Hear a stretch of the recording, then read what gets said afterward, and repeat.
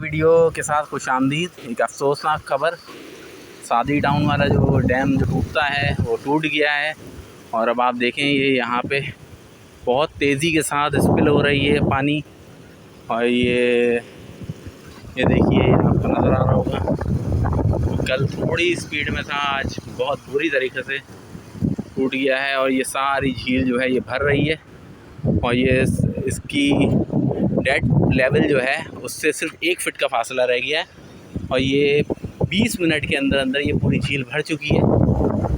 یہ اونٹ منڈی کی ساری اونٹ منڈی جو ہے پانی میں بھر چکی ہے، خالی علاقے خالی کرا لیے گئے یہاں سے، لیکن اس کے باوجود انتظامیہ جو ہے وہ سو رہی ہے، خواب غفلت کے مزے لے رہی ہے، عید کی چھٹیاں منا رہی ہے شاید۔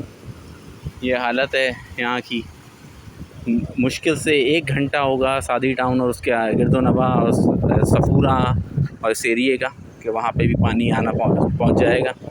یہاں سے ہی اگر اس کا نکاسی کا انتظام کر لیا جائے تو بڑے نقصان سے بچ سکتے ہیں۔ گریڈ اسٹیشن میں بھی پانی پہنچنا شروع ہو گیا، گریڈ اسٹیشن کی بھی پوزیشن آپ کو دکھاتا ہوں، گریڈ اسٹیشن کا پورا سامنے حصہ بھی بھر گیا ہے۔ میرے ساتھ بنے رہیے۔ السلام علیکم ورحمۃ اللہ وبرکاتہ۔